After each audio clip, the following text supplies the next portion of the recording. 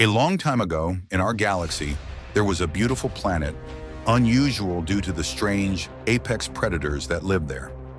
These being mobile, carnivorous plants. Animals were forced to adapt and use camouflage as a defense mechanism in order to survive. The planet was covered by jungles in its entirety, and the only animal we know by name living on it was a small furry creature called Ihat. The traveler arrived to this planet many years ago and blessed it with its gifts, which eventually became a curse due to the dark entity following it. Eventually, the traveler left seemingly without a reason, as it would proceed to do to many planets and civilizations. This planet name was Lubrae. The thing I love about Lubrae is that most of the entire population on the planet were located in a single city. These people were called Lubrians, and they were ruled by a government known as the regime.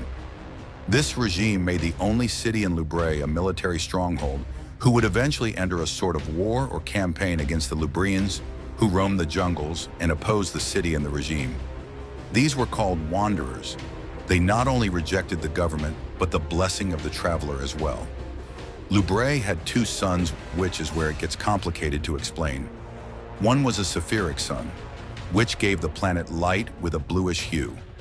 The word Sephiric can be interpreted as a person who is warm, bright, and outgoing, similar to a normal sun, otherwise known as a Sapphic person. The other sun is described as an umbral sun. At least in real-life science, there is no such thing as an umbral sun. Yet in Lubrae, it is said that this sun left the face of the planet in total darkness, making us believe that this sun had something to do with the paracausal powers of darkness. So let's imagine this. A jungle-filled planet with a single city, which, by the way, was surrounded by an artificial abyss with a single giant bridge that let the regime go to the jungles to hunt the wanderers. Now imagine two suns. One gave us the time of day, which was a blue sun. The other gave us nothing but darkness, a dark sun. On this planet was born a Lubrian on the side of the wanderers. He was the son of Rhulk, the father, and Verhuna, the mother. His name was Rhulk. This is his story.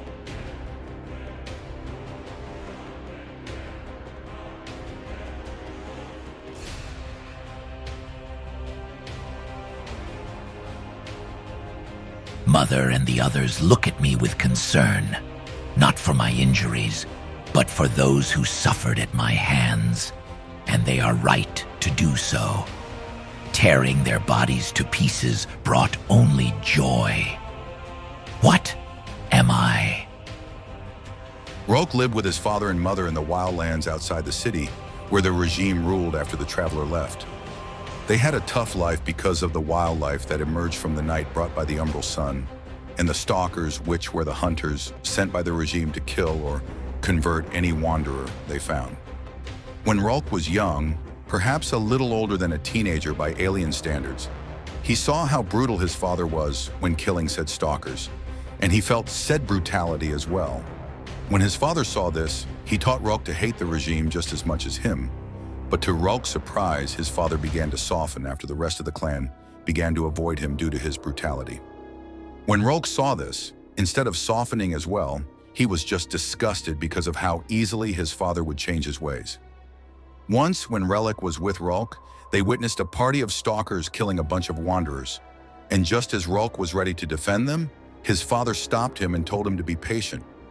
This only enraged Rhulk even more, believing his father was betraying the clan, his principles, and the rest of the wanderers. From this day on, Rhulk vowed to end the regime in the city. Although the clan sought only to help others in need of assistance and to care for the land, the stalkers continued to pursue them. During one battle, several members of the clan were killed, including a Lubran called Fent, a clan uncle, and one of Rhulk's own clan uncles. Rhulk fought back against the stalkers and killed several of them, claiming their supplies and equipment as his own, including a glaive and Sephiric converter. The latter was a device that siphoned power from their Sephiric sun, but I wasn't able to find for what purpose, so I'll just say they used it as a lantern.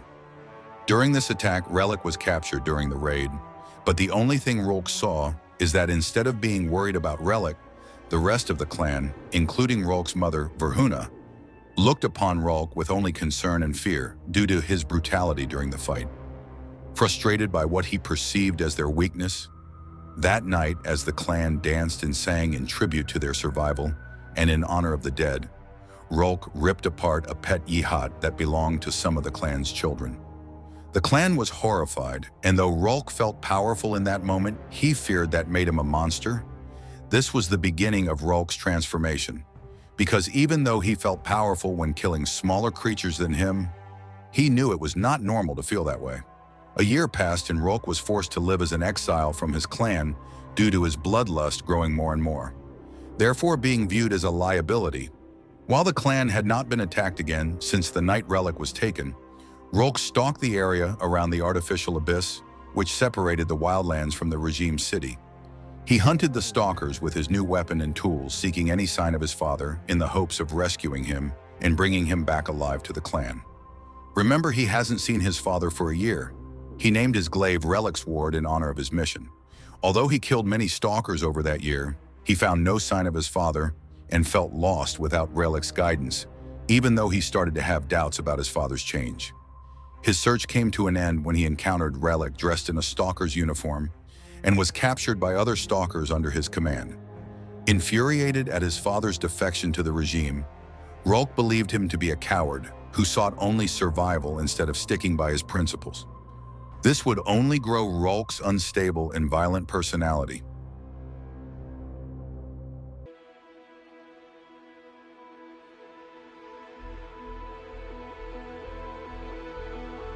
The regime took all that mattered to you, and yet you blamed your father.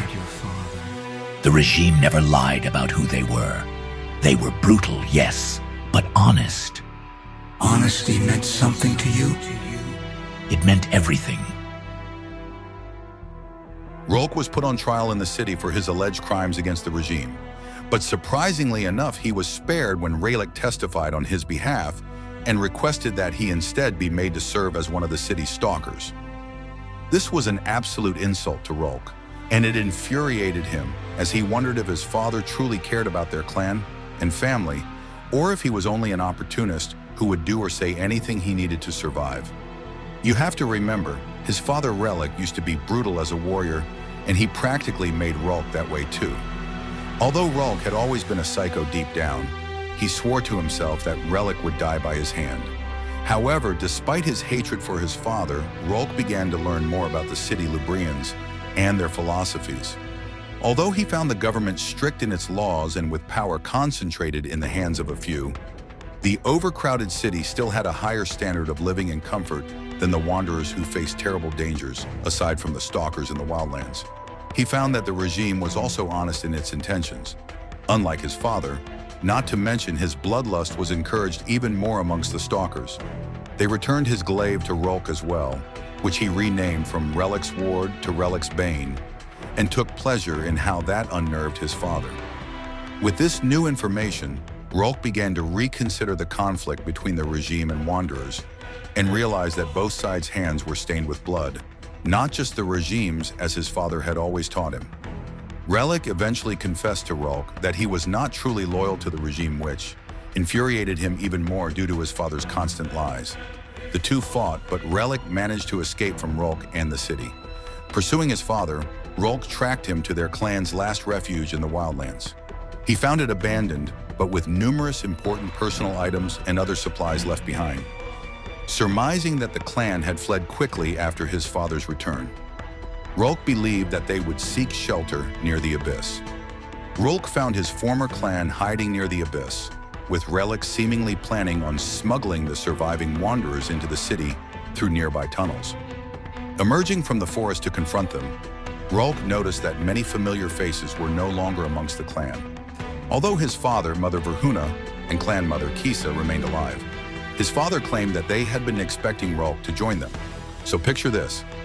You know, I may have left you for a year to join the stalkers, but I'm not really with them. You son of a bitch, I'll kill you for being fake. Oh no, we fight, then I flee, then after less than a day, son, we've been expecting you. After this, the Stalker was torn between killing them and helping them find a new home. Rhulk and Verhuna both apologized for their wrongs against Rhulk and expressed their love for him. Verhuna apologized for exiling him, while Rhulk expressed his regret for indoctrinating him into hating the regime and claimed that all he wanted now was for their clan to live in peace and safety. Rhulk believed he could see the honesty in his eyes and thought that, perhaps, that was the path to follow, allowing his parents to embrace and comfort him. However, they took that opportunity to shove Rhulk backward into the abyss. As he fell, Rhulk cursed his naivete and looked at the faces of his clan, which no longer held regret, but only relief at Rhulk's presumed end.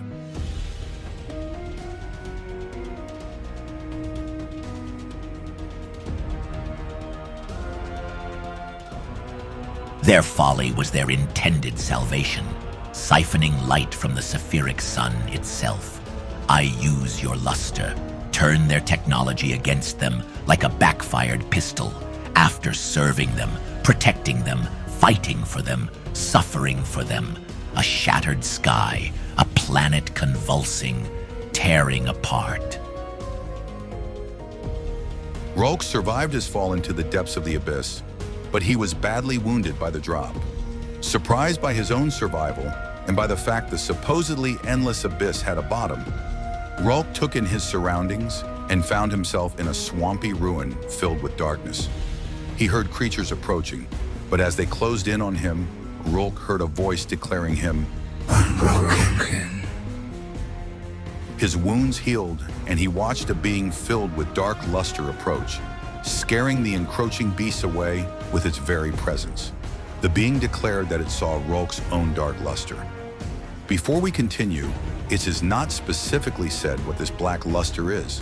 In modern-day science, a black luster typically refers to a mineral that appears black and exhibits a sheen or reflection of light, similar to a polished metal or a dull, non-reflective surface. This makes me believe that the black luster in Destiny refers to the dark entity's armor. The Lubrian questioned what the being was and how it granted him life by healing his wounds. The being declared itself an opportunity and told Rhulk that he was ruined. As the voice faded, Rhulk saw its dark luster remain behind and noted how similar it was to that of the Umbral Sun. Rhulk's bane, which had been sundered in his fall, was repaired as well by the being and enhanced with its energy. Glancing upward, Rhulk saw the abyssal bridge that connected the city to the wildlands and knew his clan had likely made its way into the city by then. Taking with him the dark luster that remained, Rhulk used his glaive to begin climbing the walls of the abyss back to the surface, determined that this time he would not show weakness and waver from his desires. Upon reaching the city, Rhulk hunted down his clan and slaughtered them all, including his mother and father, whom he decapitated. He spared not even the children as the citizens of the city watched in horror of his butchery. The forces of the regime were horrified by the slaughter in the streets of the city and imprisoned Rhulk, stripping him of his glaive and calling for his execution. However, the dark being assisted Rhulk once more in being freed of his chains, and he recovered his glaive, now calling it Lubray's Ruin, and set out to end his people entirely for their abandonment of him. To do so, he utilized the gifts of the Traveler against his people, by harnessing the dark luster to reverse the mechanisms of a machine that drew energy from the Saphiric Sun to power the city. This machine would eventually be called the Upended. Doing so destroyed the Blue Star and began cracking Lubray apart and living it in darkness with nothing in the sky but the Umbral Sun. Rhulk eventually killed every single Lubrian on the planet, either by hand or by using the Upended. And as he stared into the abyss, he reflected in horror upon what he had done. Dropping the glaive and dark luster he had harnessed, Rhulk dropped himself into the now truly endless abyss to finish the extinction of his species. The Upended. A title suitable for that which turns worlds upside down. When I was still uninitiated, I would stand guard at my post. I would look to the sky and see the two suns of my Lubray. One eternally shaded in the dark, the other always a brilliant blue. And in them, I had seen the folly of our kind. A fear of something we believed bigger than us. And a reliance on that which kept us. That blue sun that we harnessed our power from. A simple reversal of that power cracked the blue in half, shut it off, and Lubre died. I did not know it at the time, but it was necessary. And now that Savathun has trapped me within these walls, it will be necessary again. My witness. Whether I survive Savathun's betrayal or not, the Upended will ensure we salvage our perfect goal. The final abyss awaits us all.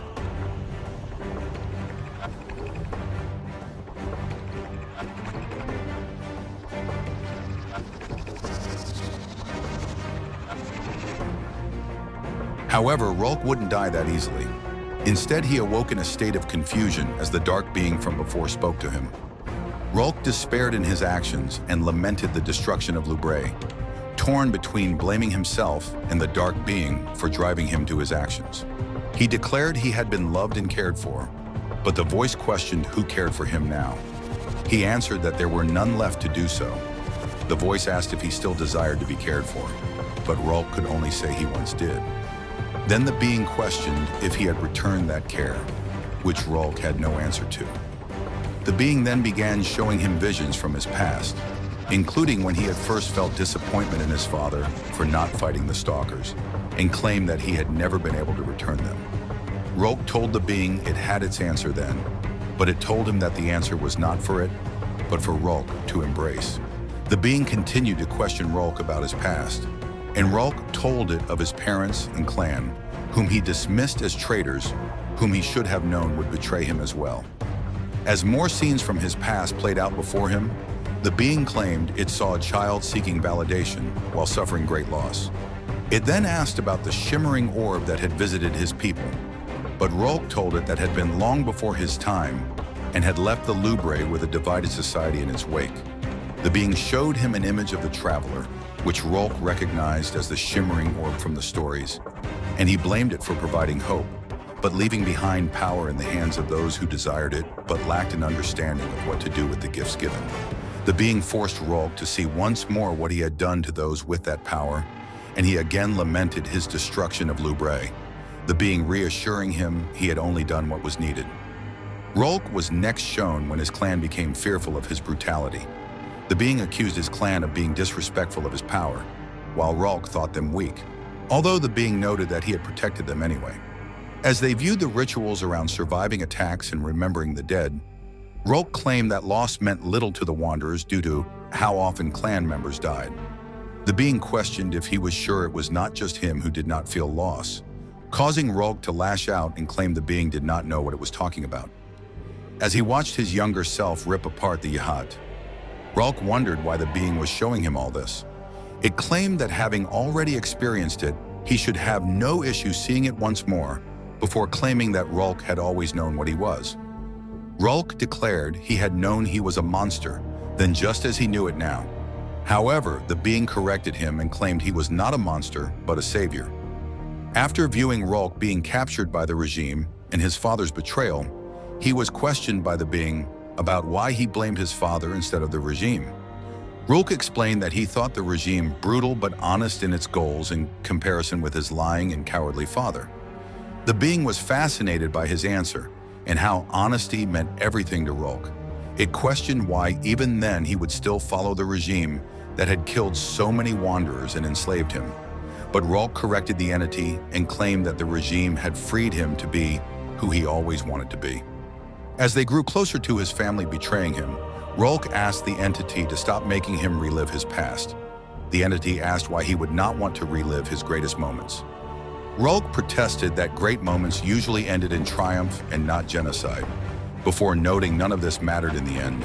The being told him this was not the end, and that Rhulk was undergoing a metamorphosis that required him to understand and cut away all the things that made him weak and leave behind only what was strong. It explained that it had recreated his world around them to see those weaknesses, like love and regret, and to understand that Rhulk needed now to look back with pride on what he had done as it had led him to them.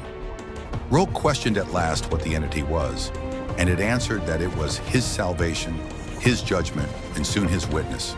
They watched as Rhulk began his pursuit of his father and clan to the abyss, and Rhulk reflected that his father had feared him and his bloodlust, which Rhulk decided was a weakness.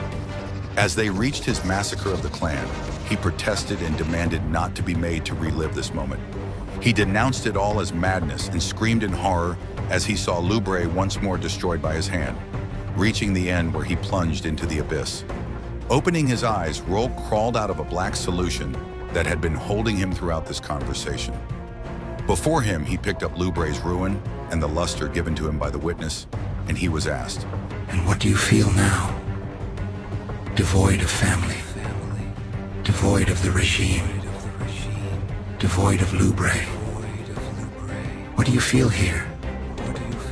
In our embrace, now that they are gone, and you are left. What do you feel, my child?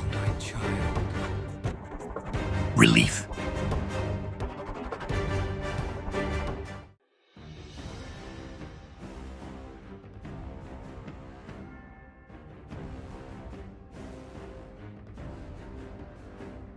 You taught me the most precious lesson of irrelevance.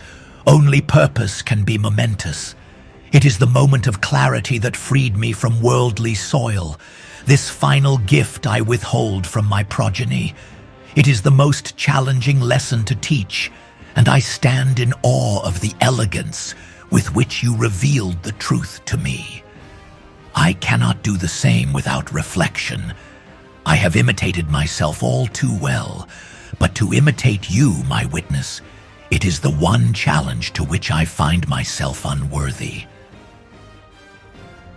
Reborn as the first disciple, Rhulk became the witness chosen enforcer and executioner, bringing destruction through fire and glaive, leading the pyramids of the Black Fleet to wipe out the civilizations uplifted by the Traveler. He would also utilize the Upended, once known as a Black Luster, to burn all traces of their passing, much as he did with his home Lubre. He would also oversee the induction of new disciples, such as Nezarec, whom he gifted with a glaive. After eons of supplication, however, Rhulk would find himself bereft of purpose and fulfillment in his duty, and would unrelentingly challenge the witness to be recognized as an equal. He would constantly debate with his God about his repeated attempts to rise above his station, much to his own sense of self-loathing and inadequacy. At one point, the witness endowed him with the task of subjugating the insectoid race known as the Aslid. The witness stated to Rhulk that this opportunity would test his worth, and tasked him with enlightening the Aslid with the same lessons Rhulk had learned from his master. As a condition, however, Rhulk was requested to do so without revealing his presence to the Aslid. Rhulk thus changed his warmongering approach to one of unseen guidance and subterfuge. At first, Rhulk stalked the race for 14 local years and offered every warrior he met the opportunity to prove their worth, only for them to cower in fear and die by his glaive. The disciple would eventually comprehend his master's commandment and began to cull key members of the race in secrecy, spreading fear and paranoia amongst the Aslid, creating a generation that would follow Rhulk's philosophies. In the span of years, the Lubrian fostered this new generation by acting as their unseen guide, presenting opportunities to families lacking it and inducing suffering to those unsullied of it. Amongst the new brood was a foundling Rhulk named Un, whom the disciple took a particular interest in after his first kill. The subjugator, seeing himself in the young Aslid, would uncharacteristically spare him from being ostracized from his peers and leave him to grow as a warrior. This experience would cause Rhulk to question the witness hand in shaping his own destiny. Over time, the Aslid became a race divided amongst themselves and gripped by paranoia, thanks to the disciples' machinations. Influenced by Rhulk's guidance and teachings, they built weapons of mass destruction that could destroy their world. Only Un, now doubting himself, remained a disappointment to Rhulk, who cast him from his graces into obscurity. At the same time, Rhulk had withheld teaching the insectoid race of irrelevance, the same lesson he himself learned from Lubray's destruction. Rhulk is left to brood over his inability to teach the Aslid the most challenging lesson he knew, and thus finds himself unworthy of emulating his idol. Rhulk ultimately failed in his task, underestimating the Aslid's capability for destruction, which led them to wipe out all life on their world in atomic fire. Only Un, whom he once shunned for his weakness, would be left alive to face the disciple. The Aslid's attempt to challenge Rhulk was ultimately futile, leaving Un prostrate on the floor near death and begging simply to know Rhulk's name. In a moment of weakness, Rhulk whispered his name to the dying Un moments before his passing. Despite having failed his task of uplifting the Aslid, Rhulk would only further appreciate his master's lessons. When I stood on that precipice, watching the only world I knew collapse under its own weight, I was prepared for the splendor of abyssal eternity. But you brought me forth my witness, freed me from the world that imprisoned me, made me see the ultimate truth, one I could never see alone. That on my planet Lubray, who I was, where I was, what I believed mattered, all amounted to absolute insignificance.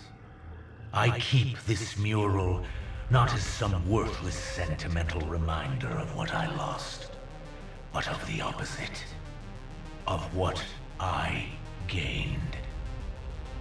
Power. Truth of the inconsequence of most. Control over the universal strings of fate. For all this, I am eternally grateful, my witness.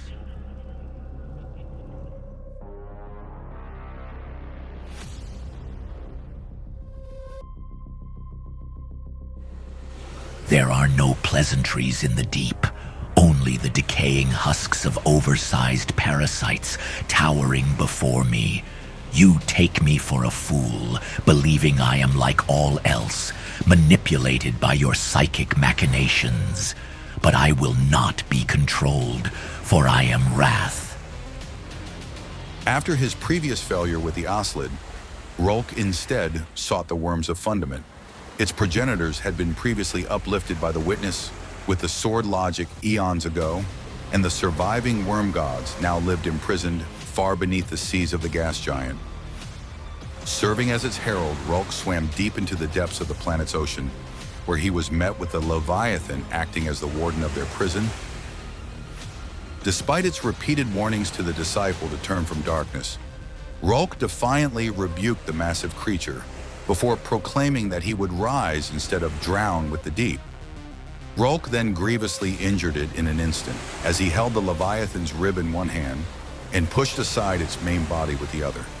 The wounded Leviathan could not meet Rhulk's gaze as the disciple placed the rib beneath the beast's skull and raised its head to meet his eyes. Proclaiming that the worms it imprisoned in the depths belonged to neither it nor the traveler, but to the Witness only, he dropped the discarded rib into the worm god's dwelling before announcing his presence, uplifting the sediment of the seabed into a dense cloud from which he emerged before his captive audience. Upon finding the worm gods at the deepest trenches of the planet, Sita, the nurturing worm, greeted the Lubrian disciple only for him to callously scold her for attempting to manipulate him. As he fully knew of the worm's plight and hunger from eons of their imprisonment, Rhulk offered the worm mother a trade, the survival of her children in exchange for their eternal servitude to the Witness. He also promised sustenance for them in the form of the primitive ancestors of the krill on Fundament's surface, to be given new purpose as fodder for her spawn to feed upon. Holding the rib out for her to grasp with her jaws, they both swam upward from their underwater prison, Rhulk dragging Sita in tow towards the surface and into her new prison aboard his pyramid. Rhulk would therefore become respectfully known as the subjugator to the worms for his indomitable might and strength. Despite Rhulk's prior claim of the worm's power for the witness' behalf, Zeta knew well enough that Rhulk sought the sword logic out of his own personal desire for domination, as they offered to elevate himself as his master's equal, despite its earlier objections. From her body, Rhulk created a parasitic strain of miniature worms made of the worm mother's living segments, small enough to be implanted into a host. He would set these so-called larvae adrift on Fundament's ocean, knowing full well they would reach the shores of the osmium court to find their respective sustenance.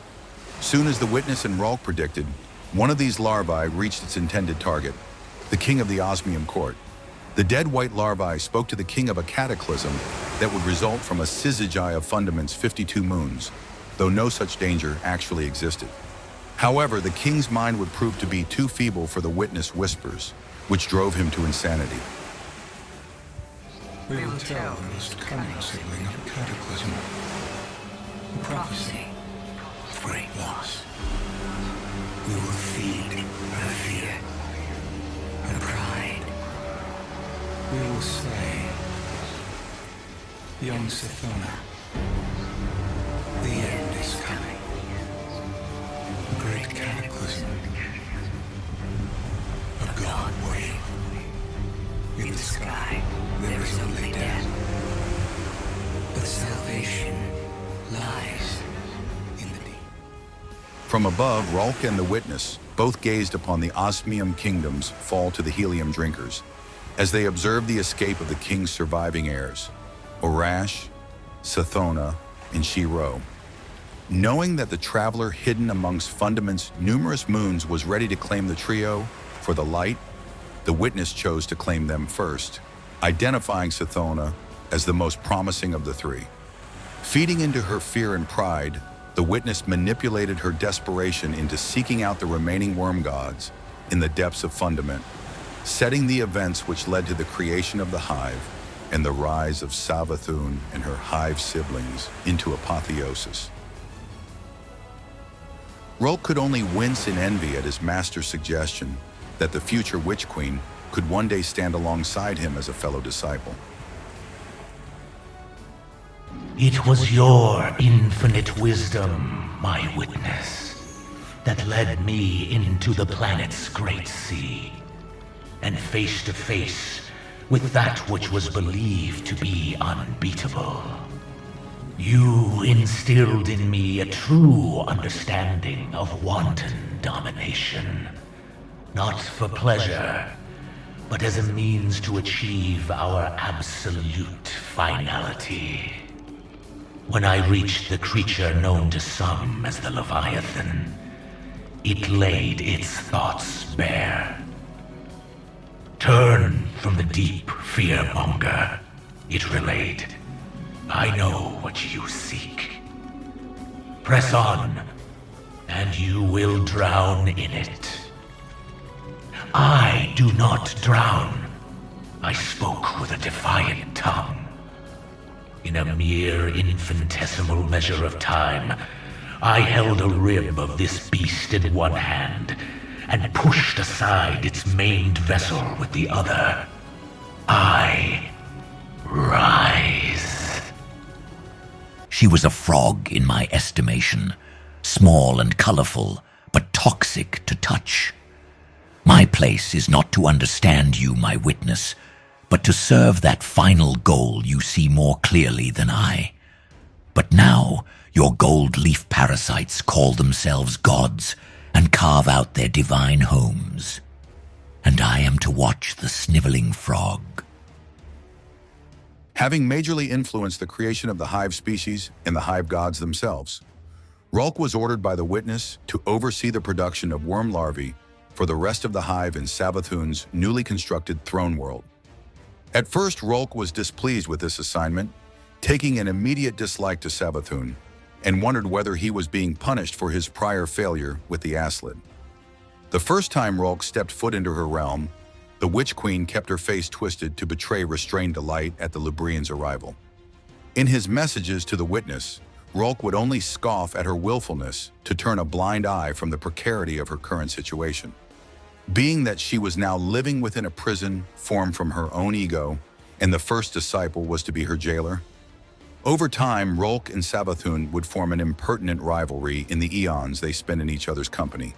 The latter always deriding Rhulk's simplicity as a tactician and his brute force approach to every engagement. Rhulk would occasionally relay reports to his master voicing his concerns with Savathun, one of which being that of her peeved reaction to his continued presence in her throne world.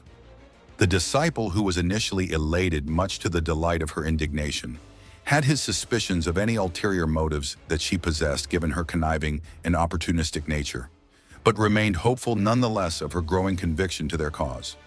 Regardless of her unwilling cooperation, construction of the larvae breeding chambers had commenced with the armies of Oryx, the Taken King, and Shivu-Arath, the god of war. Should Savathun do anything to cross their interests, however, Rhulk would not hesitate to threaten the destruction of her throne world with the upended.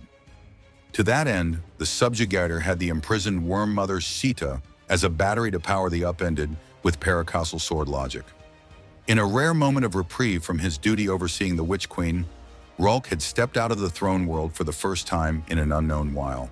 Ever driven to conquer an empire once more, Rhulk chose the ringed world of Kalaranda, with its yellow haze streaking ruby clouds, as his intended target.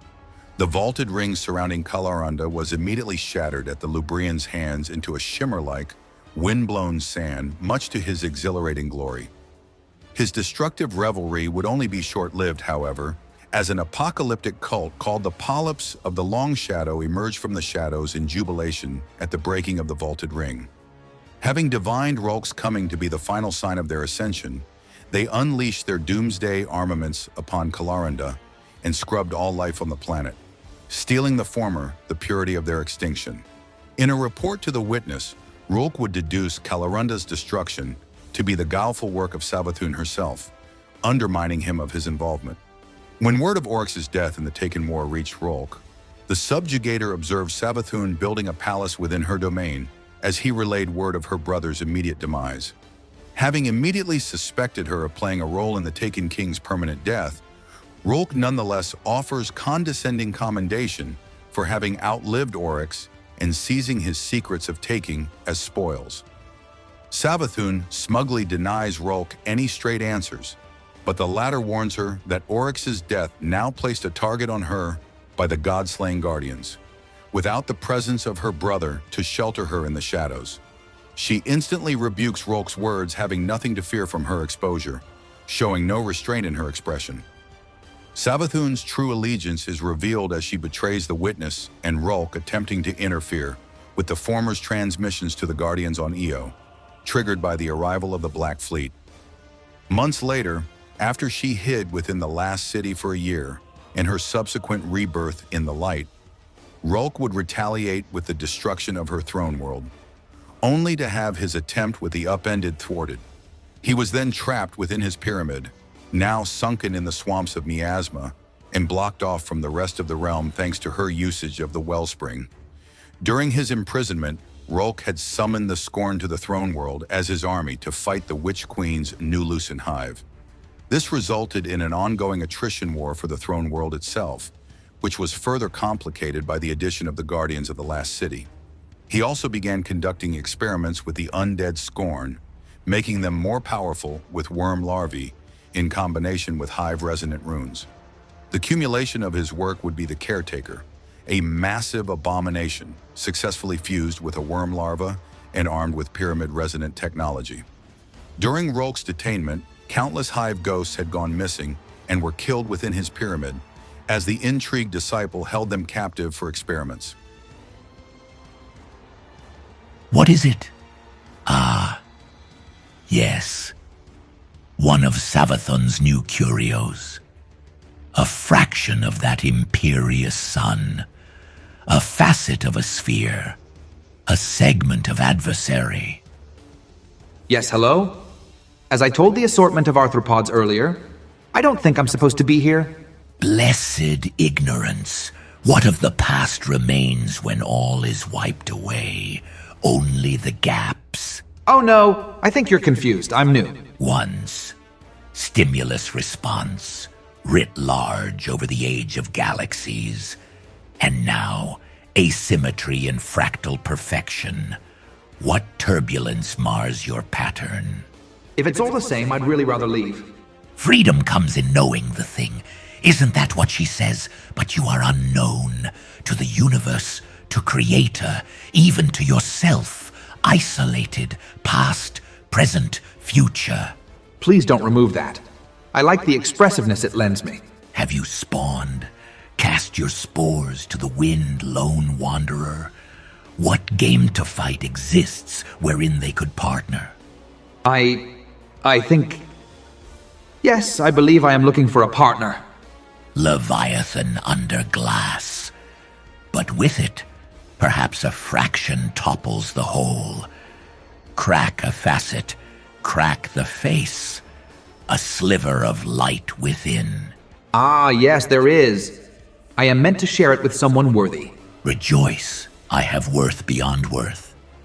Disciple of the Dark, Adversary. this one is not for you. Too bright! Nothing but scrap. They refuse to let their secrets be taken. Only given. Poach another curious fruit from the witch's collection. They cannot, as a race, all deny our worth.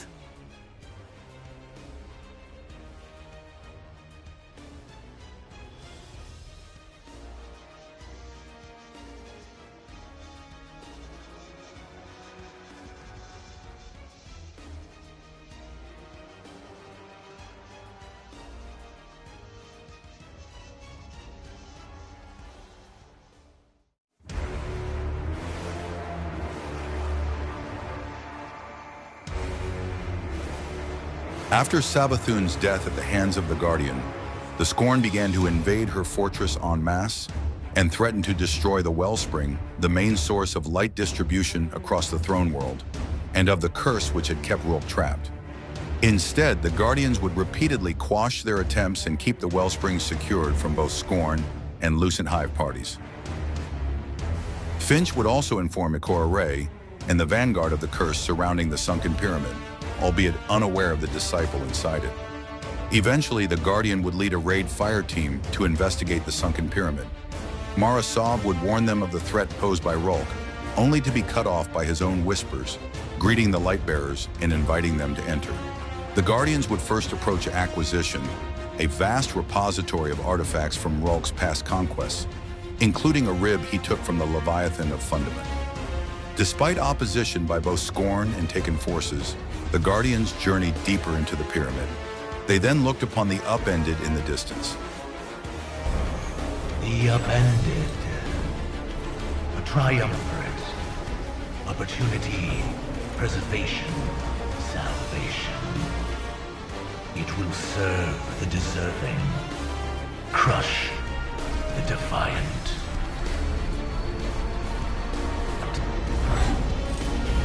Not kings, not gods, disciples, prophets, saviors serving existence, an undying purpose, a privilege.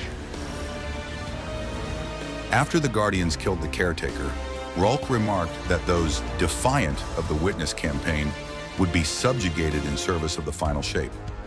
As they approach the Upended, Rhulk further compliments the Guardians as resilient yet credulous. In blindly killing scores of Scorn and Taken, however, the fire team had aided Rhulk by powering the Upended with their bloodshed. The defiant, subjugated, not for pleasure nor glory, but in service of an ailing, endless void. Where does your purpose lie? Resilient, but credulous. You came to conquer, moved pieces, turned gears. To us you sought harm, but performed aid. The Upended will live out its namesake. This world will be sealed from the light, leaving your kind to suffer. You are not fit to serve the deserving. You will not rise from the deep, but drown in it. With the machine reaching full power, Rhulk was prepared to seal the throne world permanently off from the light, leaving both the Guardians and the Lucent Hive to suffer. With the Guardians having reached the upended, Rhulk emerged from a sarcophagus to personally greet them. Stating that he had no use in them anymore, the disciple commenced a climactic battle with his interlopers by dropping his glaive and unleashing a massive resonant barrier of darkness to push them back.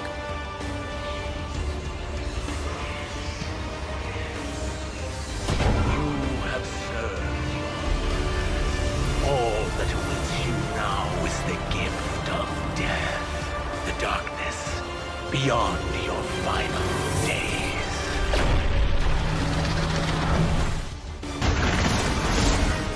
Embrace the end.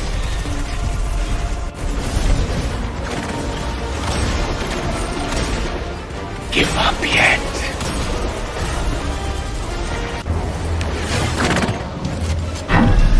Will to pick my teeth with your bones, little one. Stay and die, leave and die, doesn't make a difference to me. The only shape you'll take is that of death. Guardian down. Oh, I could really use a nap.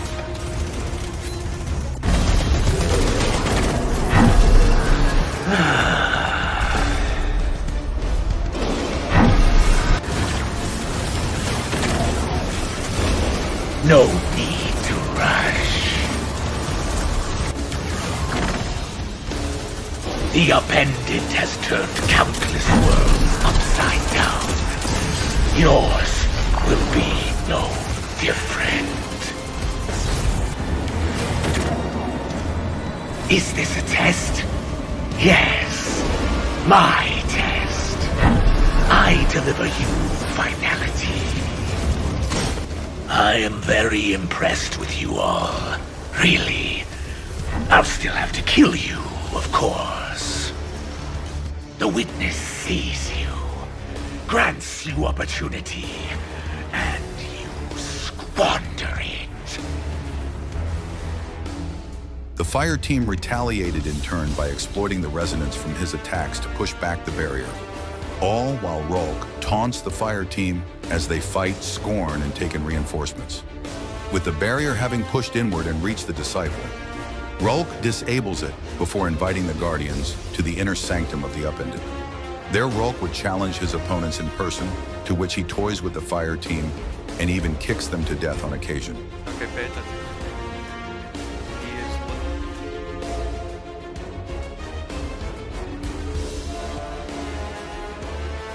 looking at. His composure was only short-lived as they found and then took advantage of 4 gaps in Rhulk's impervious defense, enraging the disciple as he became vulnerable to their attacks. In his final moments, Rhulk cried out to the witness for forgiveness as his body was overwhelmed by his own chimeric fuse powers going berserk, transforming his corpse into what appeared to be a petrified, lifeless tree with gnarled vein-like roots of darkness growing from it.